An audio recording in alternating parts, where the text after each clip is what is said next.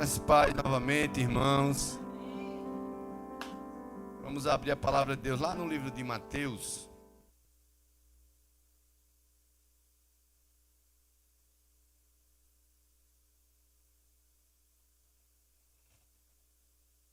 Mateus capítulo 9, do 36 ao 38.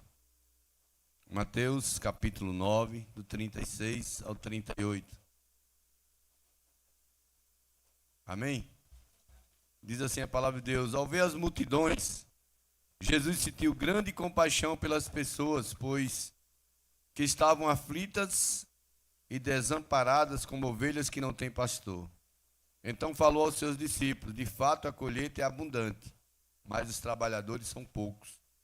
Por isso, orai ao Senhor da seara e pedi que ele mande mais trabalhadores para a sua colheita. Pai, essa é a tua palavra. Pedimos ao teu Espírito Santo que no poder do nome de Jesus Cristo fale com cada um de nós que nós precisamos aprender nessa noite. Fala conosco, Espírito Santo, no poder do nome de Jesus Cristo. Amém. Podeis assentar.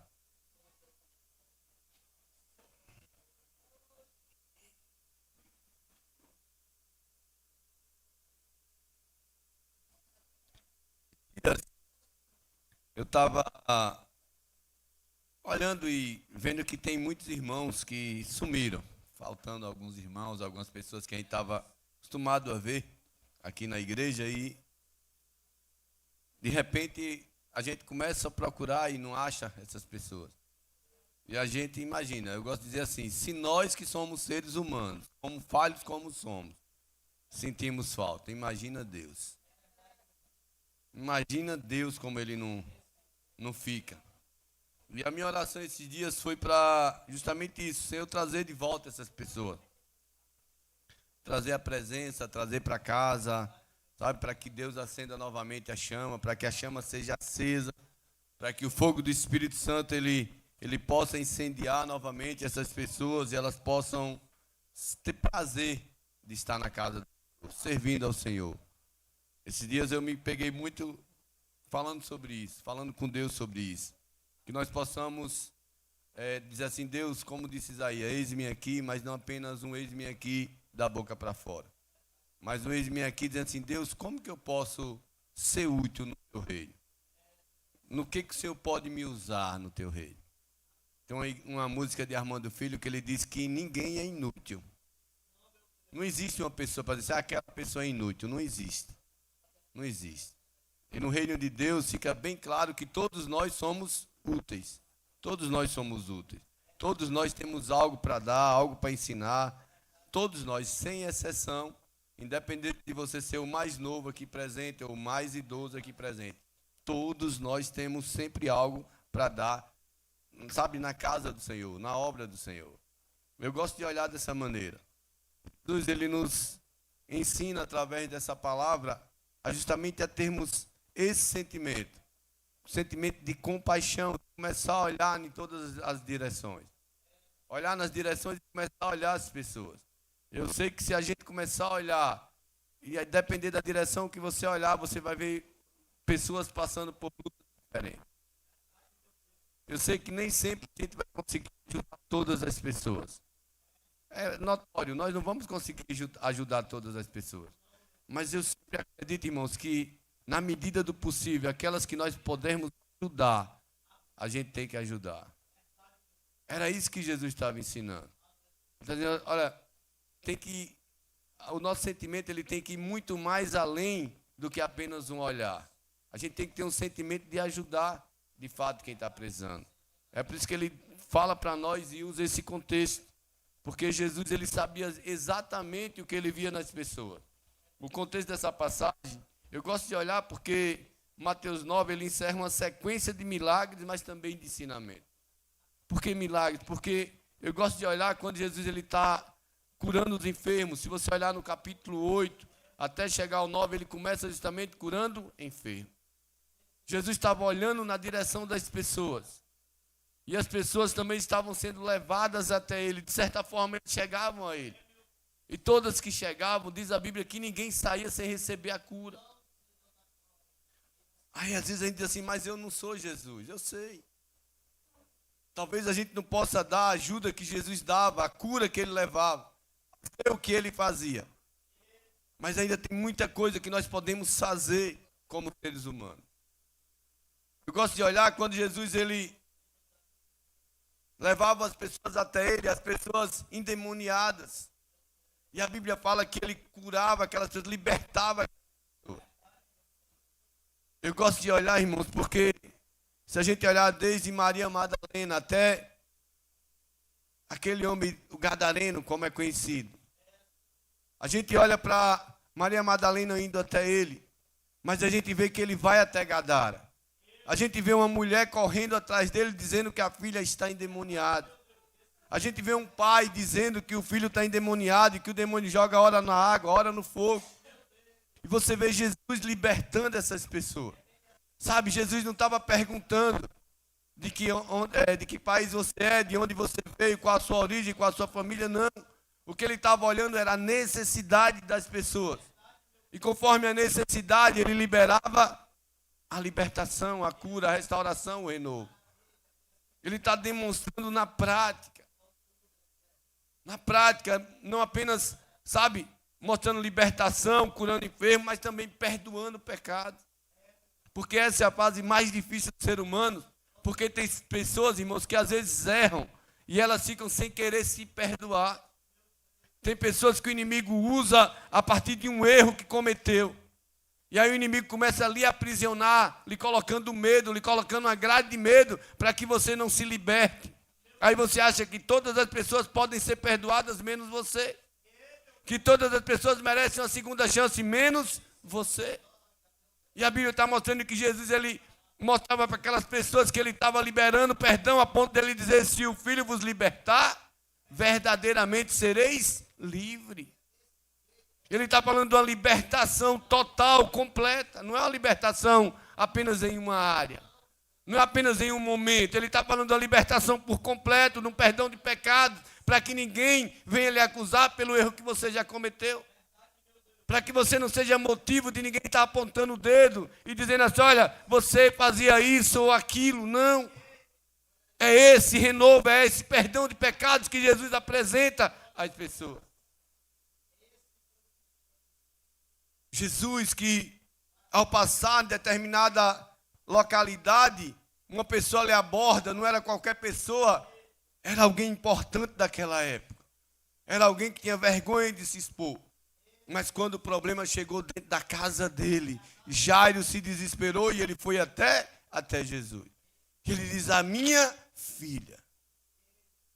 Às vezes a gente só consegue enxergar onde está Jesus para curar alguém que nós amamos quando é filho, quando é parente próximo.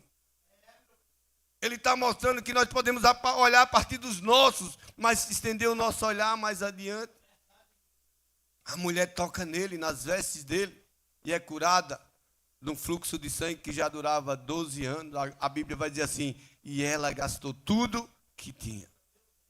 Irmãos, quando eu olho para esse texto, a lição que eu recebo, ela vai muito mais além, porque ele está dizendo assim, olha, você não precisa esperar gastar tudo que você tem para você enxergar que Jesus tem cura, que Jesus tem perdão de pecado, que Jesus tem libertação, que Jesus ele cura enfermo, que ele ressuscita. Ele ressuscita as nossas vidas, os nossos sonhos, os nossos projetos, quando você nem tem mais animação. É ele quem curou aqueles cegos, irmão. Desde o cego que ele precisou colocar uma lama feita com cuspe nos seus olhos, a Bartimeu que gritava, filho de Davi, tem compaixão de mim. Jesus ele estava olhando muito mais além e nos ensinando a olhar além. Porque após realizar essas obras, Jesus não vê apenas problemas físicos das pessoas. A Bíblia vai dizer que ele começa agora a enxergar a condição espiritual. Porque às vezes nós enxergamos, nós mesmos, na nossa casa, na nossa vida, nós conseguimos expor o problema físico. Mas muitas vezes omitimos o espiritual. Às vezes nós achamos que o nosso problema é só físico, não é problema só físico, nós temos problemas espirituais e que são reais. Eles são reais, o inimigo ele não brinca. Às vezes tem pessoas que estão do seu lado dando risada, parece que está tudo bem, mas por dentro está destruído. Cheio de problema, em tempo de entrar numa depressão, com a crise de ansiedade, mas tem que sorrir para mostrar uma aparência. É por isso que ele disse a Samuel, lá em 1 Samuel 16, 7, o homem vê o exterior, porém Deus vê dentro. Ele enxerga por dentro, ele vê o coração, ele sabe aquilo que você está sentindo, mas que você tem medo ou vergonha de expor. É esse Jesus, irmãos, que se apresenta aqui, dizendo para mim e para você, olha, é preciso ter compaixão pelas pessoas. Porque às vezes elas estão vivendo uma aparência de que está tudo bem, quando não está tudo bem. Uma aparência de que está tudo em paz, quando não tem nada em paz. Uma aparência, e nós não podemos viver de aparência, nós temos que viver uma verdade verdadeira, e Cristo, Ele nos oferece essa verdade.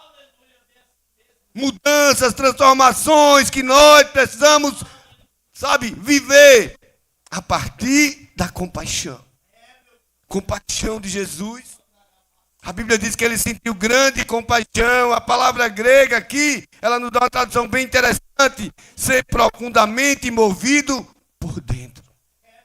Ele está dizendo, olha, se você não sentir nada ao ver alguém carecendo de ajuda, você ainda não está tendo compaixão.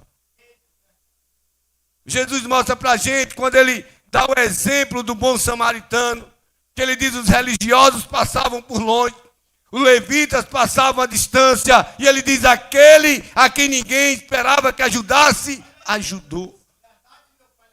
Irmãos, eu quero dizer para vocês, está cheio de pessoas ajudando umas às outras, mas sabe por quê? Porque elas acreditam que só ajudando, elas podem ter um benefício com Deus. E a Bíblia diz, irmãos, que não é assim não.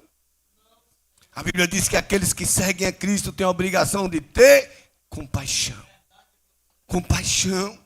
Sentir dor, sentir dor pelo sofrimento de outra pessoa. Irmãos, é você ser misericordioso. Uma misericórdia que produz, sabe o quê? Ação. Não apenas enxergar, mas procurar como ajudar. Não apenas ver alguém passando necessidade ou dificuldade, mas se perguntar como que eu posso ajudar. Isso é misericórdia. Misericórdia é você colocar o seu coração na miséria do outro. E às vezes nós não estamos dispostos a isso. Às vezes nós não estamos dispostos a isso, irmão. Mas a compaixão de Jesus, ela não era apenas sentimento. A Bíblia diz que ela gerava atitudes. Ele dizia o quê? Receba. Está curado. Está sarado. Veja. Está liberto. Era assim que ele falava. Jesus não via apenas números. Ele viu pessoas. Ele viu pessoas. Viu corações cansados, sonhos quebrados, vida sem direção. E o que lhe moveu não foi, a indiferença. Foi a compaixão. Compaixão, irmão. A compaixão de Jesus nos ensina a olhar além das aparências. Às vezes vai chegar pessoas aparentemente bem, mas por dentro estragado, doente. Aparentemente perfeito, mas por dentro precisando de todo tipo de ajuda. É preciso ter um coração disposto a agir. Disposto a agir. Olha que exemplo de compaixão nós temos aqui. A Bíblia fala que Jesus está passando por uma cidade chamada Naim. Irmãos, ele não tinha nada em Naim para resolver em Naim. Ele está passando pela cidade. Mas quando ele chega na porta, na saída daquela cidade, ele encontra uma viúva indo enterrar o único filho que ela tinha. Ele para aquele cortejo fúnebre. Já estava indo para o cemitério. Ele para o cortejo fúnebre. E ao vê-la, o Senhor se compadeceu dela, é o que diz Lucas 7,13. Ao ver aquela mulher chorando e indo enterrar o único filho, ele teve compaixão. É essa compaixão que nós temos que ter. E a Bíblia diz que ele ressuscita o filho da viúva de Naim.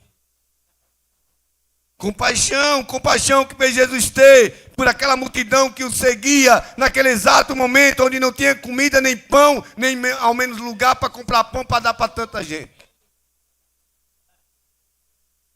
E a Bíblia diz que um menino se apresenta com 5 pães e 2 peixinhos. E eu gosto dessa expressão peixinho, porque dá uma ideia de que era pequeno. Não diz assim um peixe, porque aí a gente vai imaginar um peixe aí grande, um pirarucu aí de 200 quilos. Não, irmãos, a Bíblia diz peixinho. Às vezes eu fico imaginando as tilápias ali do que isso é. É assim que a Bíblia fala. E são esses 5 pães e 2 peixinhos que Jesus multiplica e alimenta toda aquela multidão. E a Bíblia vai dizer assim que ainda sobram 12 cestos de pedaços. Tamanha foi a multiplicação. Compaixão. Compaixão que fez Jesus tocar em um leproso, mesmo sabendo que ele era leproso e que as pessoas iam acusar que estava tocando em um impuro. E ele toca. E ele estende a mão. E a cura é imediata. É curado imediatamente, sabe por quê? Porque Jesus ele não tinha apenas compaixão à distância, a compaixão dele, ele agia quando ele tinha compaixão. O verdadeiro amor cristão não apenas sente, ele age. Ele age, irmão. Tiago diz que a fé sem obra é morta. Que tipo de fé nós temos? Que tipo de fé nós temos? Jesus disse que vê pessoas aflitas e desamparadas. O que significa, irmão? Jesus vai descrever a condição espiritual do povo aflitos. Pessoas aflitas são pessoas feridas. Sabe identificar uma pessoa ferida? Qualquer coisinha que você fala, ela se arma e ela lhe agride com palavras, com gestos, com atitudes. Era assim que Jesus estava vendo as pessoas aflitas. Uma pessoa aflita, ela está sempre cansada. Ela não está cansada, não é porque ela trabalhou muito, não. É porque a aflição ela está interna.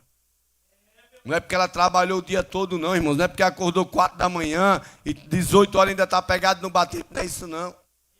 Tem pessoas que fazem isso a vida toda e elas não têm aflição. Existe uma diferença entre aflição e cansaço físico. Cansaço físico, você dorme, renova suas forças, no outro dia você está inteiro. As pessoas aflitas, elas nem dormem. O cansaço é tamanho que elas nem dormem. A Bíblia diz que Jesus viu pessoas oprimidas, irmão. Oprimidas, pessoas oprimidas. Imagina quantas pessoas de cabeça baixa, oprimidas. Você olha para o sistema daquela época, fariseus eram os religiosos, enganadores, mentirosos daquela época, enganavam as pessoas, perseguiam aqueles que faziam bem. Ainda tinham os saduceus, que eram os políticos daquela época, que se juntavam com os religiosos para tirar do povo, para perseguir o povo, para oprimir o povo. Jesus olha para aquelas pessoas e vê elas aflitas. Aflitas, por que não dizer assim? Pessoas esmagadas, machucadas, destruídas. Pessoas sem perspectiva de vida, pessoas, sabe, sem sonhos mais, os sonhos morreram. Para onde eu vou, em que direção eu vou? Se eu vou na direção dos religiosos, eu sou oprimido. Se eu vou na direção dos políticos, eu sou oprimido. Então, em que direção que eu vou agora? Jesus olha para essas pessoas, irmãos, elas estavam esmagadas, sem direção. Como ovelhas que não têm pastor, é isso que ele vai dizer. Ainda hoje você olha o que você vê, são pessoas esmagadas, sem saber em que direção vai. Agora eu vou pedir ajuda a quem? Se eu já fui na direção da religião, não achei. Fui na direção do político, não achei. E às vezes as pessoas dizem assim, se vira. Quem pode ajudar diz assim, se vira. O problema é seu. Não é assim que dizem? Jesus está nos ensinando a não sermos essas pessoas. Jesus está nos ensinando a fazermos as diferenças, sabe? Jesus está nos ensinando a não julgar as pessoas pelos pecados que elas cometem. mas mostrarmos para ela que Cristo perdoa todos os pecados. Ele está tentando nos mostrar, irmãos, que, sabe, muitas pessoas podem ser magoadas pela religião, feridas pela religião, sabe, desacreditadas da religião, feridas, machucadas, mas deixa eu te dizer, essas pessoas que estão aí na religião, elas podem fazer isso, mas não é Cristo que está fazendo. Não é Jesus que está machucando, não é Jesus que está ferindo, não é Jesus que está lhe excluindo, não é Jesus, são as pessoas que se dizem religiosas. É por isso que Jesus está nos ensinando, irmão, que todos nós temos problemas, uns maiores, outros menores, e às vezes o problema que eu tive lá no passado é para ajudar alguém que está tendo o mesmo problema hoje. Às vezes o Senhor nos capacita a passarmos por alguns problemas, porque tem gente que vai precisar de ajuda nos dias de hoje. É por isso que Jesus ele nos ensina que tem pessoas aflitas, mas não apenas aflitas, ele nos mostra pessoas desamparadas, literalmente desamparadas, derrubadas, irmão. Pessoas que se encostam umas nas outras só para botar para baixo. Não tem uma palavra de autoestima, não tem um elogio, não tem nada. Às vezes a pessoa se produz toda, se arruma toda, não tem um elogio que está bem, que está bonito, que está... Porque tem gente, irmãos, que o inimigo usa só para botar para baixo. Jesus está nos ensinando que nós vamos encontrar pessoas desamparadas. Ele está dizendo, olha, você não tem que fazer como as pessoas fazem, é para você fazer a diferença na vida delas. Levanta a autoestima, diga que ela é importante, foi por ela que Jesus morreu na cruz, foi por ela que Jesus pagou um alto preço, foi por todos nós, foi por mim, foi por você. Não há inúteis, irmão. Não há inúteis, se levanta. Se alguém te jogou no chão, foi pessoas, não foi Deus, se levanta. Se levanta. Se levanta porque aquele que te chamou é fiel para cumprir aquilo que ele te prometeu. O tempo pode até demorar, mas ele cumpre. Ele cumpre. Pessoas que se acham sem proteção. Tem pessoas que ficam assim, irmão, Deus ouve todo mundo, menos a mim.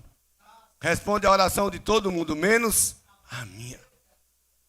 Meu irmão, busque ao Senhor com coração verdadeiro. Ele deixou uma receita para mim e para você. Ele diz, buscar-me-eis e me achareis quando me buscardes de todo o vosso coração. Ele diz assim, e eu serei achado de vós. É Deus falando, irmão. É Deus falando. Mas ele fala mais, ele diz que tem muitas pessoas que vivem como se fosse ovelha sem pastor. Ovelha sem pastor é presa fácil. Aqui quem cria criação de ovelha sabe como é. Você não pode largar ela à toa dentro de uma roça não, que algum animal vai matar. O cachorro vai matar, o que tiver na frente vai passar e vai matar. Essa expressão possui forte fundamento no Antigo Testamento. Lá em Números, Moisés orou assim, para que a congregação do Senhor não seja como ovelha sem pastor. Olha o que Deus fala lá em Ezequiel 34, Deus repreende os maus pastores de Israel. Sabe por quê, irmão? Porque tem pessoas que se dizem pastor, mas alimentam a si mesmo. Tem pessoas que têm a obrigação de cuidar dos outros e não cuidam. Tem pessoas que têm a obrigação de zelar pelo outro e não zela. Diz que eles não cuidavam das ovelhas. Eles não buscavam as perdidas. Irmãos, ninguém que seja inútil, ainda que você olhe lá fora e ache que não tem valor algum, a Bíblia diz que tem valor sim. Tem valor, irmãos, tem valor. É por isso que Deus declara e diz assim, olha, eu mesmo buscarei as minhas ovelhas, lá em Ezequiel 34, 11. Deus está dizendo que Ele mesmo vai buscar. E quando Jesus chega, é o quê? É o cumprimento dessa promessa. Para nos ensinar que nós temos que andar na presença dEle, andar com Ele, sermos um com Ele. Jesus em João 10, eu sou o bom pastor. E Ele diz, e o bom pastor dá a vida pelas suas ovelhas. Ele fez isso, irmão. Ele fez isso, é por isso que Ele diz, a seara é grande. Seara significa campo pronto para a colheita. Jesus está falando das pessoas, das almas que estão aí fora. Aos olhos das pessoas perdidas, ele diz, não está perdido. Ele está dizendo, olha, não existe ninguém que esteja perdido. O mundo está cheio de pessoas que precisam de Jesus. Ouvir o Evangelho, viver o Evangelho. Ele diz, levantar os olhos e ver os campos, porque já estão brancos para a colheita. Jesus ensina que existe urgência. Jesus ensina que tem muitas pessoas que precisam serem, agraciadas com a salvação de Cristo Jesus. Ele ensina que tem muitas pessoas aí que precisam ouvir o Evangelho de Cristo. Eu fico imaginando um agricultor que prepara a terra, que planta, que limpa, mas quando chega no dia da colheita, se não tiver ninguém para ajudar ele a colher, ele perde. Ele perde. Sabe por quê? Porque o fruto estraga. E o trabalho dele é todo perdido. É isso que Deus está dizendo. Olha, não deixe que o fruto estrague. Não deixe que a colheita seja perdida. Esteja pronto para ser usado pelo Senhor. A obra dele, a obra é do Senhor. Você não pode fazer a obra de Deus não, mas você pode ser parceiro do Espírito Santo. Tem pessoas olhando para você agora. Tem pessoas esperando compaixão de você. Tem pessoas esperando amor. Tem pessoas esperando uma palavra de incentivo. Tem pessoas olhando para você e esperando uma oração. Tem pessoas olhando para você e esperando algo. E a pergunta é, por que nós não estamos dando o que elas estão esperando? Eu orando, a palavra que vinha era, está faltando compaixão. Está faltando compaixão e está sobrando julgamento. Está faltando compaixão, irmãos, e está sobrando julgamento. Pessoas julgam umas às outras. As pessoas começam a olhar para as pessoas e avaliar elas pelo que têm. Jesus está dizendo, olha, não, eu fui por todos, eu paguei um preço por todos. Todo mundo, Deus olha para todos da mesma maneira, ovelhas, como ovelhas que não têm pastor. Celeiros são para... Jesus está chamando para, sabe para quê? Para pessoas que estão dispostas a pastorear. A serem pastores, a serem missionários, a serem evangelistas, a serem professores, a serem intercessores que oram, a serem pessoas que ajudam aqueles que estão precisando de ajuda. A Bíblia diz que todos nós temos compromisso, irmão. Todos nós temos compromisso com o reino. E todos nós temos dons, temos talentos para ser usado no reino de Deus. Às vezes nós é que não nos dispomos a fazer. Ele disse a Isaías, quem enviarei? Quem há de ir por nós?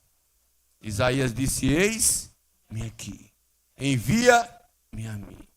Às vezes tudo que nós precisamos fazer, irmãos, é dizer a Deus, Deus, eu quero ser útil. Eu quero ser usado novamente. Eu quero trabalhar na tua causa, no teu reino. É por isso que Deus concedeu dons para, diz a palavra, aperfeiçoamento dos santos para a obra do ministério. Todo ser humano, irmãos, é chamado por Deus para servir. Para servir. Só para terminar, só alguns exemplos bem rápidos para a gente terminar. Quando Isaías ouviu o chamado, ele disse, eis-me aqui, envia-me a mim. Foi isso que ele disse. Quando você ouve o chamado, irmãos, qual a sua resposta? Nós temos que dar uma resposta a Deus. Será se aonde você está inserido não tem ninguém que precise da sua ajuda? Aonde você anda não tem ninguém, na sua casa não tem ninguém, na sua família não tem ninguém que precise de ajuda? Jesus disse, orai ao Senhor da seara. Orai a Deus, Ele é o Senhor da seara.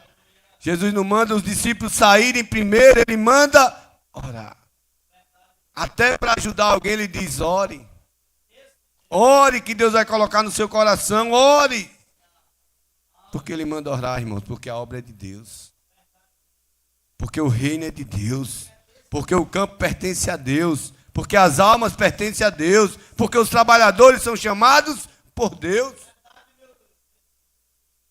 Ele diz que aquele que o Pai me dá, vem a mim. O que vem a mim, de maneira nenhuma, lançarei fora. Só vai para Deus quem Ele chama. Só vai para Deus quem Ele chama. O Senhor da seara, quem dirige a colheita é Deus. É por isso que o Salmo 24 diz: do Senhor é a terra e a sua plenitude. Está dizendo que tudo que existe é de Deus, irmãos, nada é nosso. O que nós temos, nós apenas administramos com a graça do Senhor e às vezes administramos mal. Às vezes administramos mal. Atos 13:2 diz: o Espírito Santo separou Barnabé e Saulo para a obra. Ou seja, ninguém vai servir ao Senhor se não for chamado. Eu me peguei olhando para esse texto e olhando e dizendo: Deus, quantas pessoas ainda não conseguiram ouvir a tua voz? Quantas pessoas ainda não conseguiram ouvir a voz de Deus? A igreja prepara, a igreja envia, mas é Deus quem chama. É Deus quem chama. Ele transforma, ou ele nos ensina uma oração que transforma. Santo, quando ele diz: rogai ao Senhor da seara. No capítulo 10, os próprios discípulos são enviados. Eles são, mandados a irem. Quem ora, pela obra, frequentemente se torna parte dela. Quando começar a orar, que Deus ajude pessoas, Ele vai começar a lhe abençoar, que você ajude elas. Quando você começar a orar para Deus ajudar as pessoas que estão perto de você, Ele vai lhe abençoar primeiro, para que você seja essa pessoa a abençoar aqueles que estão prezando perto de você. Irmãos, eu acho isso muito forte. Eu acho muito forte que quando você começar a interceder, o Senhor vai lhe suprir de tal maneira de graça, de conhecimento, de suprimento, para que você possa ajudar outros. E eu gosto de dizer assim, olha, se prepare. Quando você começar a orar para Deus ajudar alguém, Deus, olha, Senhor, ajuda essa pessoa. Isso é muito sério, irmão. Porque até eu tenho orado para que Deus transforme o que serve num celeiro de bênção de emprego. Para que as indústrias venham para cá. Para que empresas se instalem nesse lugar. Para que a partir do que serve, toda essa região norte seja abençoada. E esses dias eu estava estudando esse texto e Deus, o Senhor está dizendo que quando nós começarmos a orar para que Deus abra a porta de emprego. E eu me alegrei o coração, porque o Espírito Santo, ele diz, olha, quando as pessoas começarem a orar para que Deus dê emprego para outras pessoas, se prepara, porque você pode ser a pessoa a gerar emprego para outros. Você pode ser a fonte de bênção para outros. Isso é muito forte, irmão.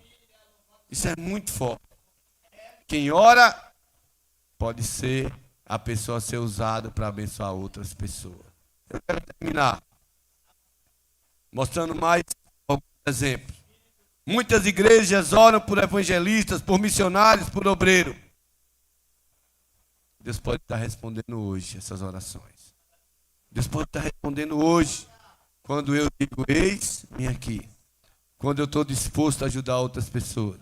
Quando eu estou disposto a ser bênção na vida de outra pessoa. Deus está respondendo essas orações. Deus está respondendo, irmão.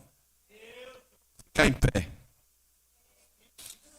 Precisamos enxergar as pessoas como Jesus enxergava. Não apenas seus erros. Olhar para o erro do outro é muito fácil. Quem tem erro tem qualidade. Todo mundo que tem erro tem qualidade. Mas Jesus quer que você olhe para as pessoas, irmãos. Olhar para elas. Enxergar as necessidades espirituais. Lucas 19:10 diz, porque o Filho do Homem veio buscar e salvar o que havia perdido. Se não está perdido, qual o motivo de Jesus dizer se não tiver perdido? Quando ele me achou e me chamou, eu estava, e eu disse, eis-me aqui. A compaixão, ela deve gerar ação, irmãos. Não basta sentir pena, precisamos servir, evangelizar, cuidar, ajudar quem precisa. Pena é o pior sentimento que existe. Pensa no sentimento pior que existe, é a da pena. Tem gente que fica de noite sentindo pena, mas não vai lá ajudar. A pessoa precisando de salvação, a pessoa precisando de discipulado, há pessoas precisando serem consoladas, há pessoas precisando de direção espiritual. Deus quer usar você para ajudar. Deus quer usar você para ajudar. Paulo disse a Timóteo, dizendo que Deus está buscando homens, eu digo aqui, e mulheres fiéis que sejam capazes de ensinar outras pessoas. Se você não consegue ensinar ninguém, eu acredito que consegue. Eu acredito que consegue. Mateus 9, de 36 a 38, irmãos, revela o coração missionário de Cristo. Vai muito mais além. Porque antes de falar sobre a colheita, Jesus sentiu compaixão. Antes de você fazer qualquer coisa, se você não tiver compaixão, você não vai dar o seu melhor.